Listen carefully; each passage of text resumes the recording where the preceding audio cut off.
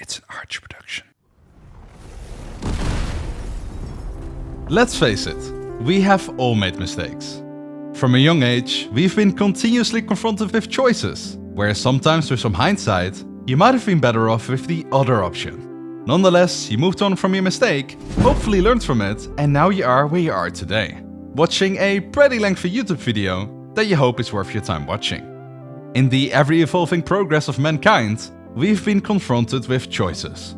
And with every mistake made, no matter the severity, we learned and moved on. Video games have been a thing for more than 40 years now, with games like Pong and Space Invaders kickstarting the industry. In those 40 years, a lot of mistakes from both developers and publishers have been made and learned from, resulting in games consistently reaching entertainment levels that nothing in our entire history ever could have matched or reached for that matter.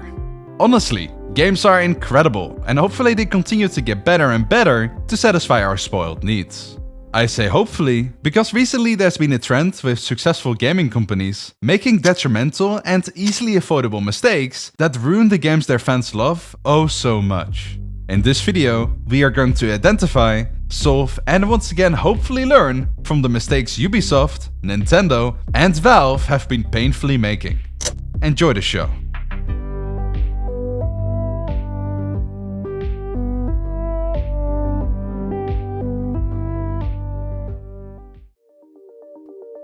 Valve is simply incredible.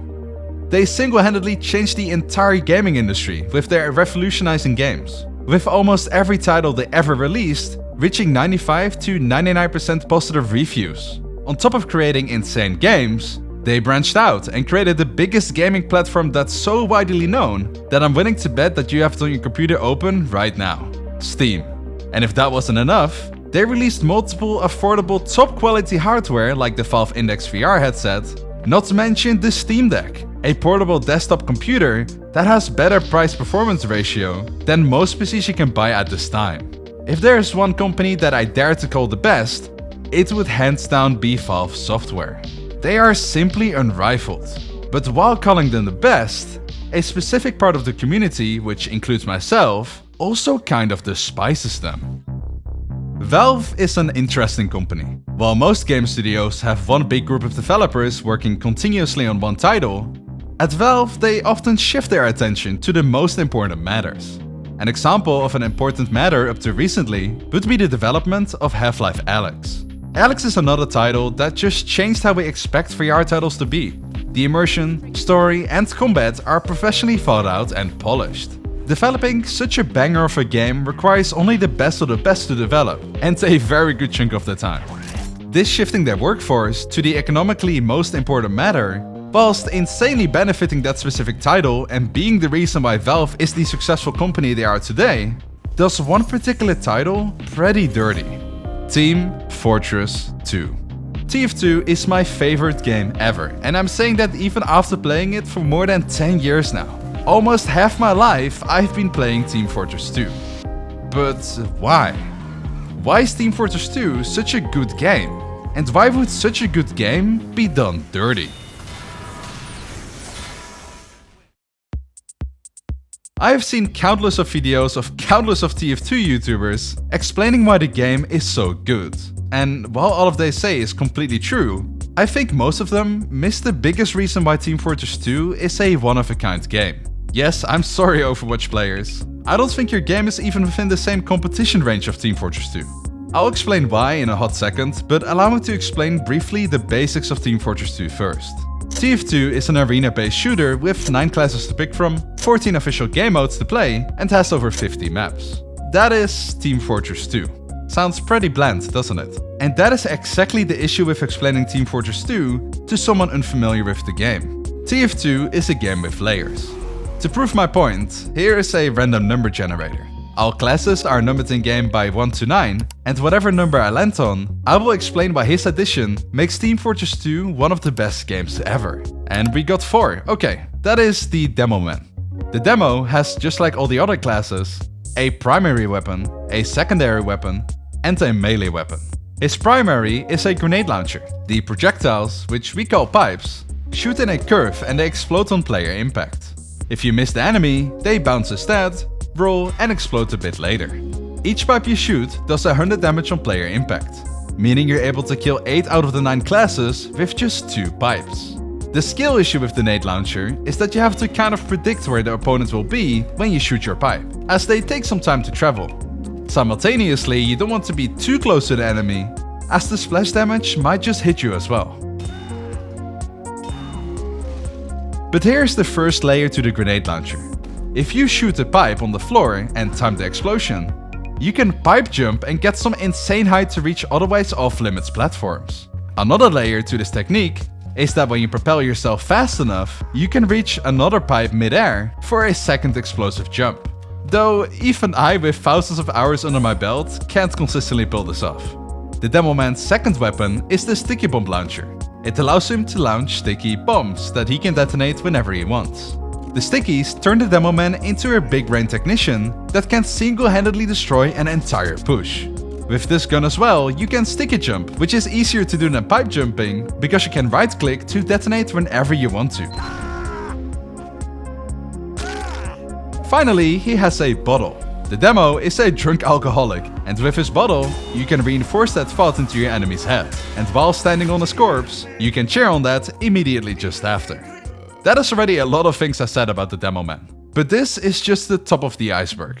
TF2 has an inventory system. Aside from having many heads, cosmetics and taunts, it also has a very broad variety of weapons. The nade launcher, so his primary, has 3 different options. The lock and load, which somehow has 3 nades and just 2 barrels, don't ask me why, removes being able to do damage after missing a shot, and instead only deals damage when hitting enemies. But hey, in return your projectiles fly a lot faster, which makes it easier to hit them. The loose cannon allows you to fuse the pipes before shooting them, making it harder to use, but dealing a lot more damage if you time it correctly. The 4th option is the Iron Bomber. The explosion radius is a lot smaller, but the pipes don't roll when you miss them anymore, and instead just stay in place. They are all very small changes to the weapon, but big enough to encourage a different playstyle, which makes simply switching his nade launcher to another launcher a very fresh experience. But again, there is a layer.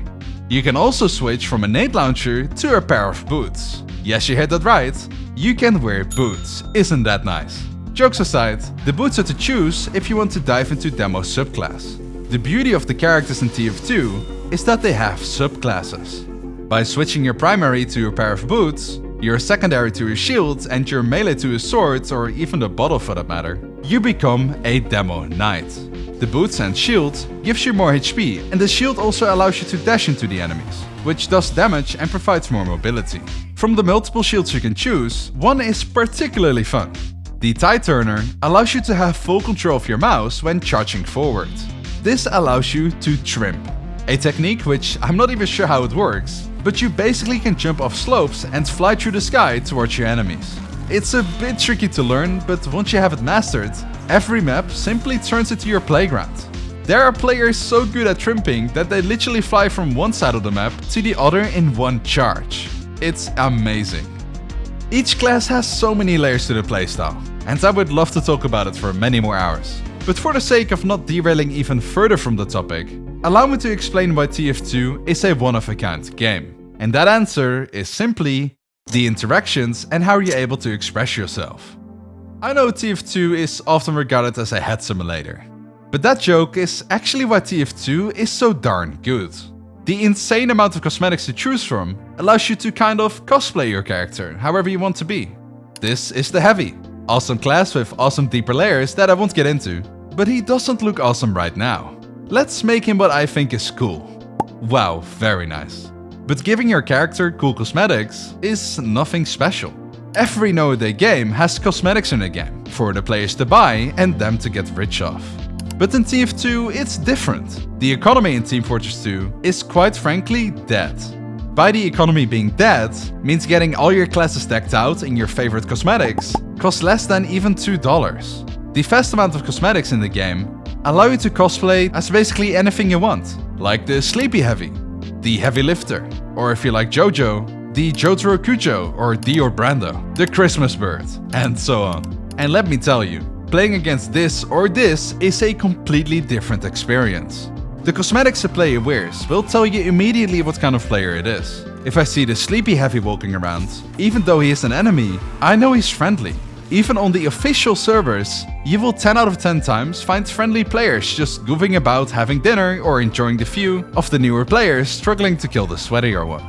When you as a player get to fully express whatever you want to be in a safe, fun environment, you have one of the best games ever made. And this is the reason, and there are still many others, why Team Fortress 2 is so amazing. And now we have the problem. Valve. They developed this gem of a game, and I'm eternally grateful how they created this casual, free-to-play game. But the way they treat it right now is a huge mistake and honestly, just straight up disrespectful. Unless you've been living under a rock, you are probably aware of the bot issue. What if I told you that out of the 100,000 concurrent players playing right now, that about 1/3 of them are bots? And not the harmless bots that idle for drops in AFK servers, which they exist too, but bots that spew racial slurs, hate crime and other horrible things at everyone in the server, while blatantly spin-botting, crit hacking, which is a hacking method to always do 3 times the amount of damage you would normally do, and kicking the real players from the game. I am not making this up. If you play on an official server, which most people do, you can get kicked from your own game.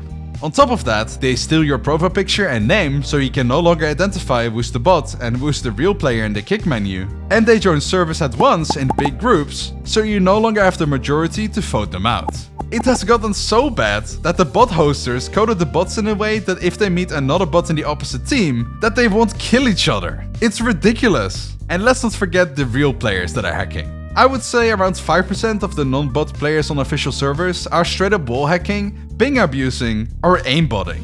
This is why Team Fortress 2 sucks. And there is no one else to blame than Valve. Valve has their own anti-cheat, called VAC, with VAC, which stands for It Doesn't Work, or Valve Anti-Cheat.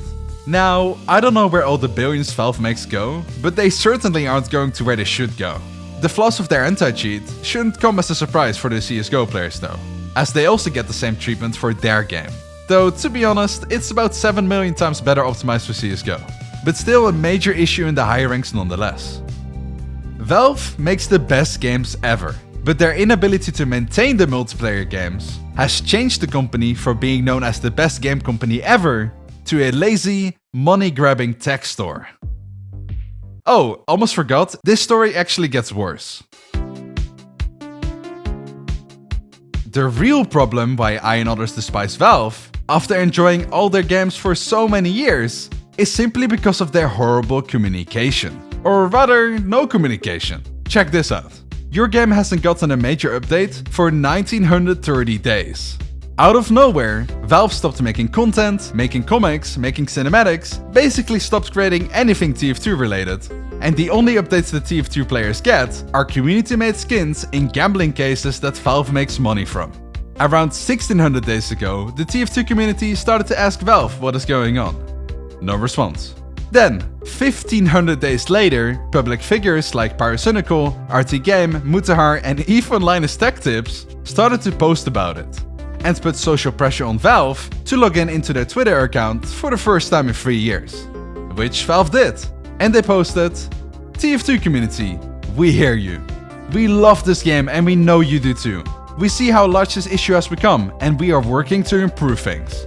They were practically radio silent for 3 years about anything community related, and left the players for 4 years without a single content update. And finally, they said something. The community was in tears. Finally, something that we can look forward to. Finally, Valve is doing something for our beautiful game that we all love so much. They finally listened. Anyway, that is the last message they ever posted on their Twitter account. Bots are still an issue, though they can no longer spam in chat that they will rape and kill your mom. At the cost of anyone who doesn't spend money in their overpriced game store not being able to chat in game. Yep, if you are free to play, you can no longer chat in game. Bravo, Valve, just bravo. Learn from the mistake of others. You can't live long enough to make them all yourself. And this isn't only true, but also a great business strategy to maximize your own success. Companies that make mistakes, like Valve, are aware of their wrongdoings. Those who were, or still are with Valve since they made TF2 16 years ago, are as disappointed with the state of the game as their loyal fanbases. The truth is, by abandoning TF2, Valve, or rather the decision makers at Valve, aren't economically getting punished here. And in nowadays society, where seemingly everything exists just to make money, Valve just doesn't care. But the mistake Valve made can't be fixed with money. They lost all respect and support from the gaming community, and are now known as a game company who doesn't care about their own games and only about selling other people's games. Valve, please fix. Another company that has a kink for mistakes is Ubisoft. Now, recent Ubisoft has been mediocre at best, but that's not what the mistake I want to mention is about. It's about how they progressed, or dare I call it progressed, throughout the years with their competitive shooter, Rainbow Six Siege. Siege is currently in its 27th operation. To avoid confusion, an operation is basically a fancy word for season. The game was really fun, fast-paced, and also intuitive, taking the settled 5v5 game standard we have seen in titles like Call of Duty and in Counter-Strike in a more tactical environment. The game wasn't perfect, but by it being in year 1, you could tell that things like the oversaturation of the outside, hitbox issues, and smaller aspects like the unpolished movement when vaulting were definitely things that needed to be fixed in the upcoming updates. Skipping 2 years later, we arrive in the best season Rainbow has ever seen, Parabellum. In the 5 skipped operations, we had one entirely dedicated to fixing issues in the game, Operation Health, which fixed almost all the issues the game had. Parabellum introduced us to a fun new map called Villa, which is still popular to this day. And like every season before, we got 2 new operators. This time, because of the previous season, we got 2 defenders. Maestro, a slower operator with the first light machine gun on defense, not to mention a magnified scope, and also not to mention bulletproof cameras that can tase people to death, and Alibi, a speedy operator with a faster shooting, lower damage gun, and an ability that spawns fake versions of her. And also not to mention, both of them had an alternative weapon, which was basically a drum mag fully automatic shotgun. What not to like about it? Additionally, they also reworked the map Clubhouse, which was previously kind of meh, and turned it into one of their best maps even 4 years later. They also introduced a system that still shines to this day, which is the operator pick and ban system. All these changes were awesome and only reinforced the direction that players wanted the game to go. Unfortunately, 3 months later, we move on to Operation Grim Sky. Grim Sky wasn't a bad season, but you could tell just looking at the patch notes that Ubisoft started to push the game into a different direction. Out of the 2 operators added, one of them is called Clash. This bald angry woman, by the way, perfectly represents my emotions towards Ubisoft. Clash was different. She was a defender with her main weapon to be a shield. She was made to stand in door frames or in open rooms, shocking the opponents with her shield to slow them down. She also had a gun as a secondary, but she could only use it when she unequipped her shield. Not to mention the gun choices were dirt poor. It doesn't take a genius to understand that playing as or playing against Clash just isn't fun. This bald woman wasn't Parabellum Siege. Clash started something, and the players felt it coming. Anyway, the season was by all means still enjoyable, and Clash was banned most of the time anyway. Moving on to the next season, we get the next step in the wrong direction. Operation Wind Bastion. This operation still haunts the community to this day. Allow me to explain. For the mistakes in this season, we can't only blame Ubisoft, but also the players who exploited the game. Not exploiting by being a cheater, that is a horrible pest that happens around year 6, and by the way is still an issue in year 7, but exploiting with skins. See, in every season, Ubisoft releases a bundle with camouflage-themed skins. In Operation Wind Bastion, they also got introduced. This is what they look like. Okay, here comes the issue. Can you spot the enemy? Here she is. How about now? Did you, by the way, also notice the 4th guy? Alright, one more. How about now? Okay, I'm just taking the piss now, but you see the issue. They made skins that basically turn you invisible when playing on half the maps in the game. The community immediately responded that they hated it and that it ruined the first-person shooter aspect of the game and turned every match into a hide-and-seek game. Now, as opposed to Valve, Ubisoft actually responded relatively quickly. It only took 3 months of crying for them to respond. Their response was that it's now banned in Pro League. Great news for the 60 people that are playing professionally. But how about the hundreds of thousands of players that aren't in Pro League? See, this is the issue with Ubisoft. They only care about two things: esports and money. In the following 2 years, they continued to release and allow these overpriced broken skins to terrorize the gaming community and made big buck from selling them. If that was the only mistake they made, that would not be too bad. But let me explain how they balance their guns and their characters. Let's say you have 2 playable characters to choose from. One does 50 damage per hit and is really fun to play because he's fast. And the other one does 30 damage and aside from being bad, is also super slow and in general a chunky character. Obviously, this isn't very balanced, and everyone who likes to have a good time will end up playing the fun and better character A. The balancing team of this game knows that people love character A, and not just because of the damage, but because it just feels fun to play. So the perfectly normal balancing team rationalizes and says, okay, let's nerf character A to do 40 damage, and leave everything else about him untouched. Also buff character B to 40 damage per hit, and make something so he's fun to play as well. Problem solved. Now we have Ubisoft's balancing team. See, Ubisoft's balancing team likes to play golf, and just like in golf, they want to reach their goal with the least numbers of steps taken. And they do this. They nerf character A's movement speed to super slow so the character no longer feels responsive like character B, nerf the damage from 50 to 30, and call it a day. They ruined the overpowered fun character to the same level as the underpowered boring character.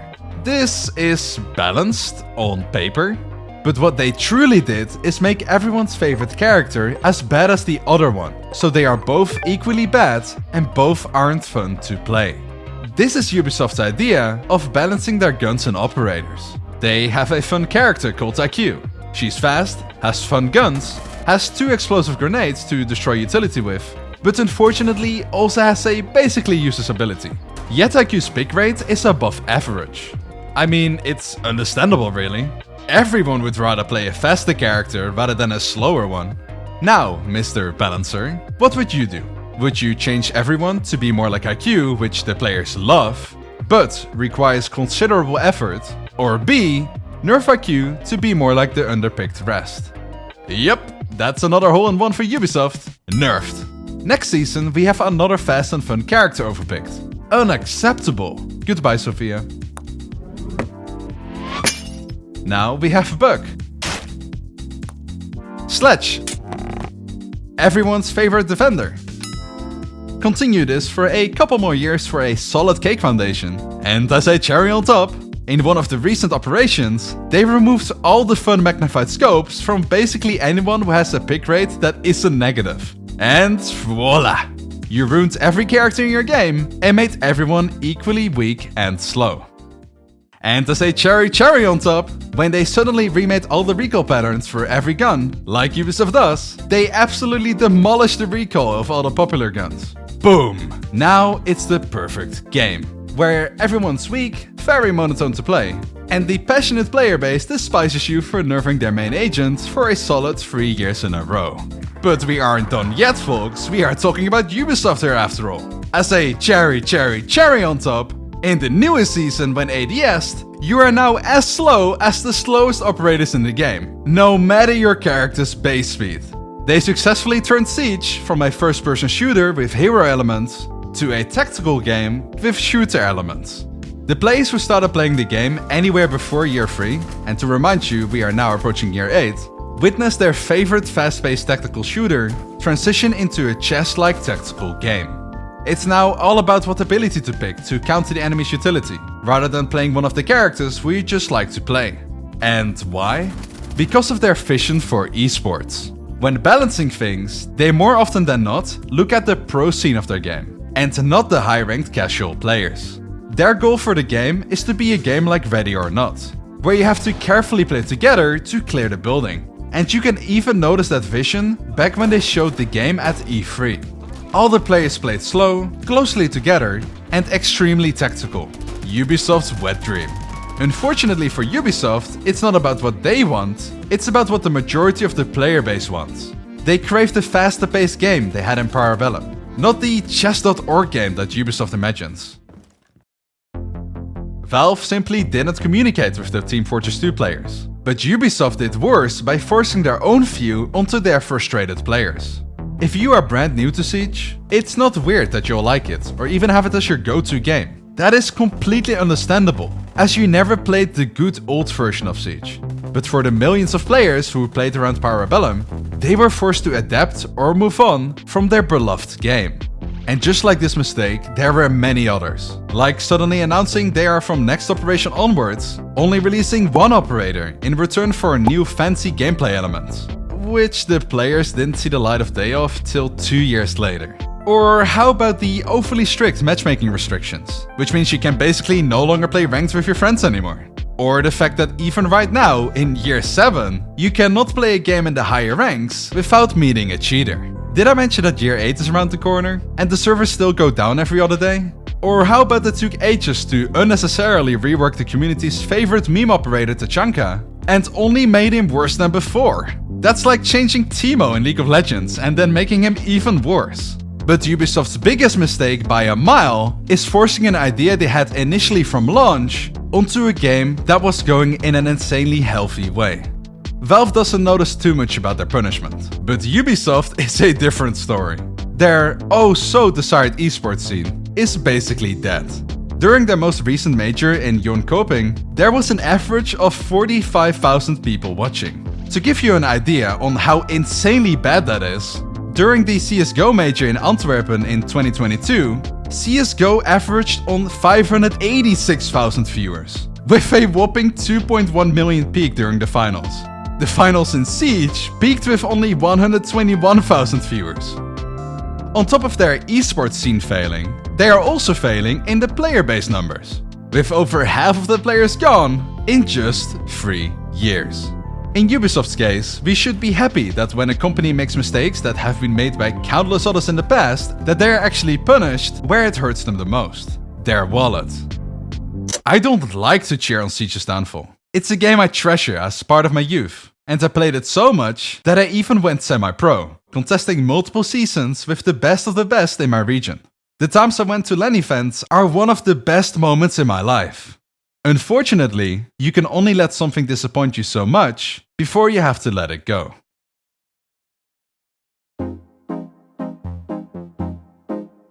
In the case of Siege and Team Fortress 2, the player base is steadily declining. The players of those games are upset with how they've been treated, and finally realized that the frustrations from playing their favorite game are not worth their time anymore. There is one company, however, that has a player base so loyal that if they would burn down their family house and kick them in the balls, they would still happily play their games. Konnichiwa Nintendo. In Nintendo's case, they don't do one particular game dirty, but rather all of them. Nintendo has been making awesome games since 1975, with titles like Mario, the Super Smash Bros. Series, and The Legend of Zelda engraved in our early memories. One thing that differentiates Nintendo from Valve and Ubisoft is that their products are tied to their own hardware, like the Nintendo DS, the Switch, the Wii, or the GameCube, and literally every single one of them allowed for a fun gaming experience. But just like Valve, Nintendo is focused on the future, and with roughly every 5 years past, they release a new game console for their fans to consume. The GameCube released in 2001 and came with many banger games, like Super Mario Sunshine, The Legend of Zelda, The Wind Waker, not to mention the competitive game Super Smash Bros. Melee. Unfortunately, if you want to play those games in the current day and age, you can't. Well, that's not true, you kind of can. If you somehow still have a working GameCube and those games, if you do not own the console and the games and you still play them in a different way, and Daddy Nintendo finds out about it, I kid you not, they will strike you down. Nintendo is a company that for some reason only wants things done with them in control. If you, dare I say it, emulate the game, you are at risk of Nintendo taking action. If you are a smaller individual, that is not too big of an issue, and Nintendo will probably never find out. But if you are a content creator, or even worse, host a cheerful event for Nintendo enthusiasts to come together, and you do not use official licensed Nintendo games and consoles, they will take legal action. They take legal action against their own fans. The GameCube game Super Smash Bros. Melee has a very loving and passionate community that still plays grand tournaments together in offline locations. You would think having an esports scene for one of your games that you put absolutely no effort into creating is something awesome for the future of your company, and you would be eternally grateful that your fans are carrying it. Well, again, I'm not kidding. Nintendo did not only deny the Smash World Tour's request for an official Nintendo licensed tournament, but they also never funded any prize pool or expenses that the organizers made for Nintendo's game. In some cases, they even shut down entire non-profit tournaments of their games. And if that wasn't bad enough, let me quickly list some other things Nintendo does to torture their fans. In multiple cases, fans have come together to make a free-to-play adaptation of Nintendo's abandoned games. And all they got from Nintendo was a cease and desist letter. An adult entertainer who had Pokey in her username got an email from Nintendo that she has to change her username or she would get striked. Nintendo set up an entire lawsuit and sued a guy in Vermont for selling a N64 on eBay for $25. Sorry, I just can't keep a straight face reading all of this. They also forced YouTubers up to recently to give up 40% of their ad revenue if they featured any kind of Nintendo game. This has to be the most discouraging and dumbest business strategy I've ever seen. But worst of all, and this is actually not even funny, they sued a man called Matthew Storman for simply distributing their outdated, unavailable games for a whopping $2.1 million. They practically ruined one of their fans' entire life and chances for a future because he made a website where you can download games like Mario Sunshine that aren't available anywhere else because of Nintendo. They'd rather have a 20-year-old game get erased from history than distributing it elsewhere. And Nintendo doesn't even hide their malicious intents, as they have the audacity to now even sue them again for not being able to pay up quick enough. You cannot make this stuff up. Nintendo has become a ruthless dictator, and while their games are really, really good, an ever-growing part of the community can't enjoy the games anymore, knowing the horrible things they did to their passionate fans. If a company ruins someone's life, once again, imagine if that were you, that person would not want to live on a planet where they are still being glorified by their community. Nintendo isn't being punished economically. If anything, and this is almost too sad to write down, Nintendo is only getting richer by suing and ruining people's lives. But what Nintendo is being punished for, that Valve and Ubisoft do not, is on a moral level. The joyful company, known for their cute games, is more likely than not conscious that they turned into an evil, money-hungry empire. And in the afterlife, where they get judged before the gates of heaven, they do not know whether they get in or stay out. That is an unbearable pain that only the malicious decision makers of Nintendo will have to burden. A quick note, if I do not upload the video after this one, I most likely got abducted and killed by Mario, so keep an eye out on the next video, please. As a conclusion for the video, everybody makes mistakes in their life, and that is only normal, as without making mistakes, we can't progress. But if you are actively aware that you're making mistakes, and refuse to learn from them, something bad will come your way. May it be in the realms of reputation, economically, or morally, karma is and your good game goes bad. Thank you so much for watching the entirety of the video, and keep going.